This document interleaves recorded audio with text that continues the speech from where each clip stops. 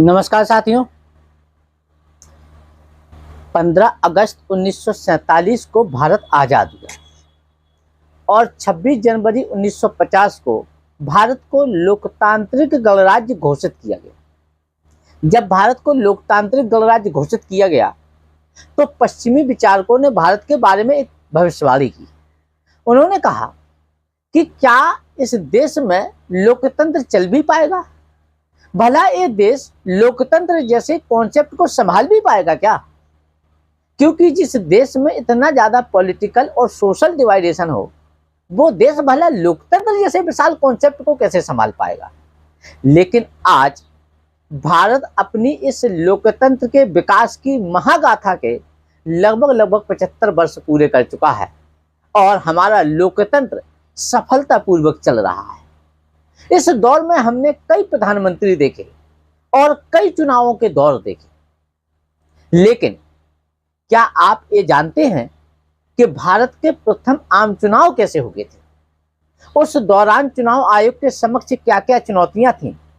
जहां 85% जनता अशिक्षित थी, जो ना तो चुनाव प्रक्रिया के बारे में जानते थे और ना ही इस बारे में जानते थे कि मतदान कैसे किया जाता है, जो पहली बार घर से बाहर निकल करके मतदान केंद्रों पर जाने वाले थे। इस दौरान चुनाव आयोग ने झल्ला करके 28 लाख महिला वोटरों के नाम वोटिंग लिस्ट से काट दिए थे। आखिरकार ऐसा क्या हुआ था? आज के इस वीडियो में हम बात करेंगे किस्सा प्रथम आम चुनाव का है। ये सारा कंटेंट आपका रामचंद्र गुहा की पुस्तक इंडिया आफ्टर गांधी से जुटाया गया है। जब भारत 26 जनवरी 1950 को लोकतांत्रिक गणराज्य घोषित हुआ तो लोकतंत्र की पहली शर्त है चुनाव। इसलिए 25 जनवरी 1950 को भारत के चुनाव आयोग का गठन किया गया और सुकुमार सेन को भारत का पहला चुनाव आयुक्त बनाया गया। पंडित जवाहरलाल नेहरू को ऐसा लगता था कि बसंत 1951 से पहले भारत में चुनाव करा लिए जाएंगे, लेकिन सुकुमार सेन ने उन्हें कुछ इंतजार करने के लिए कहा, क्योंकि उस दौर में यदि किसी अधिकारी के पास में सबसे बड़ी जिम्मेदारी थी तो वो सुकुमार सेन के कंधों पर थी। और यह इतना आसान काम भी नहीं था, क्योंकि इतने विशाल देश में पहली बार चुनाव होने के लिए जा रहे थे और इसी के साथ में संसद तथा राज्यों की विधानसभाओं के चुनाव भी एक साथ होने थे। 17 करोड़ 60 लाख मतदाता इसमें भाग लेने वाले थे और जहां 85% मतदाता अशिक्षित थे, जो ना तो पढ़ सकते थे और ना ही लिख सकते थे। चुनाव आयोग के समक्ष सबसे बड़ी समस्या यही थी कि जो मतदाता अशिक्षित हैं, जो पढ़ नहीं सकते हैं, वो आखिरकार अपने मत का प्रयोग कैसे करेंगे। इसके लिए चुनाव आयोग ने एक तरीका अपनाया कि उसने उस समय की सभी पॉलिटिकल पार्टियों को चुनाव चिन्ह आवंटित किए, ताकि अशिक्षित मतदाता भी चुनाव चिन्ह को देख करके अपने मत का प्रयोग कर सके। और तभी से एक परंपरा चल पड़ी कि चुनाव आयोग पॉलिटिकल पार्टियों को चुनाव चिन्ह उपलब्ध कराता है। उस दौर में कांग्रेस को 2 जोड़ी बैल का चुनाव चिन्ह दिया गया, जनसंघ को दिए का चुनाव चिन्ह दिया गया, कृषक मजदूर प्रजा पार्टी को झोपड़ी का चुनाव चिन्ह दिया गया और जो डॉक्टर BR अम्बेडकर की all India schedule caste federation थी, उसको हाथी का चुनाव चिन्ह दिया गया। जब ये चुनाव चिन्ह आवंटित किए गए तो जो मतदान केंद्र बनाए गए थे, उन मतदान केंद्रों पर मत पेटियों के आगे चुनाव आयोग ने इन चुनाव चिन्हों को चस्पा करवा दिया, जिसकी वजह से मतदाता मतदान करते समय कोई गलती न करें।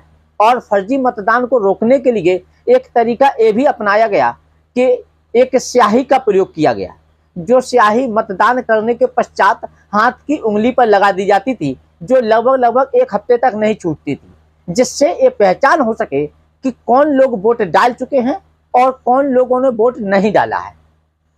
खैर, 4500 सीटों पर चुनाव हुए, जिनमें से 489 सीटें लोकसभा के लिए या संसद के लिए निर्धारित थीं। कुल मिलाकर के 2,24,000 मतदान केंद्र बनाए गए, 56,000 पीठासीन अधिकारियों को नियुक्त किया गया और चुनाव आयोग ने मतदाताओं को जागरूक करने के लिए ऑल इंडिया रेडियो से लगातार एक कार्यक्रम प्रसारित किया। 3000 सिनेमा घरों में एक डॉक्यूमेंट्री चलाई गई जो मतदाता को चुनाव प्रक्रिया, मतदान कैसे करते हैं, इसके बारे में अवेयर कराती थी। और इसी दौरान एक महत्वपूर्ण घटना ये घटी कि उत्तर भारत की महिलाएं मतदाता सूची में अपना नाम पंजीकृत कराने से हिचक रही थी और वो अपना नाम किसी की पत्नी या किसी की मां के रूप में दर्ज कराना चाहती थी।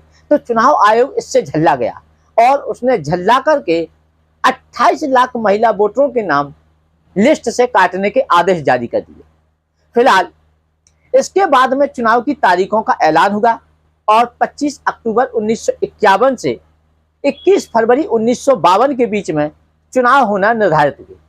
कांग्रेस सबसे बड़ी पार्टी थी और उसकी मुख्य विपक्षीय पार्टियों में एक थी जेबी कृपलानी की कृषक मजदूर प्रजा पार्टी, दूसरी श्यामा प्रसाद मुखर्जी की जनसंघ पार्टी थी, भारतीय कम्युनिस्ट पार्टियां भी मैदान में थीं और वहीं डॉक्टर बी.आर. अम्बेडकर की all India schedule caste federation भी मैदान में थी और इसके अलावा कई अन्य छोटी और क्षेत्रीय पार्टियां भी मैदान में थी।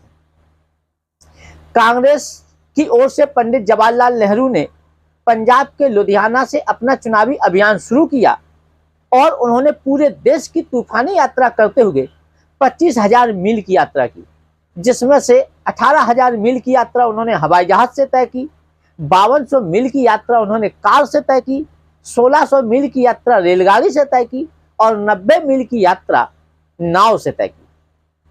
प्रथम चुनाव के बारे में यह भी बताया जाता है कि इस चुनाव को रसिया के द्वारा प्रभावित करने की कोशिश की गई।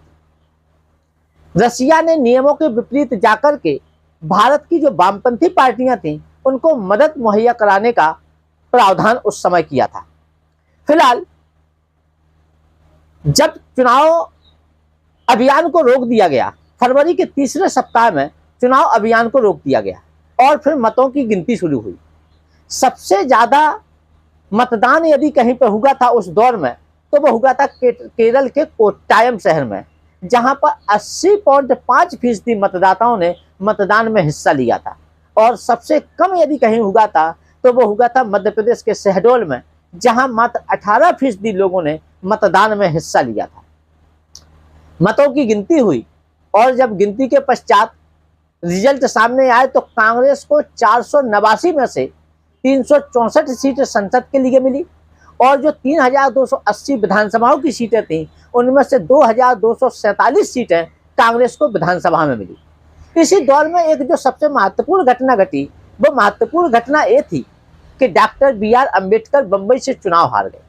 कांग्रेस ने उनके विरोध में एक दूध बेचने वाले व्यक्ति काजरोलकर को खड़ा किया। तो उसी समय एक मराठी पत्रकार पी.के. अत्रेय ने एक नारा गढ़ा था जो मराठी में था, जिसका हिंदी अनुवाद ये था कि कहाँ संविधान के महान निर्माता अम्बेडकर और कहाँ ये दूध बेचने वाला नौसिखिया काजरोलकर।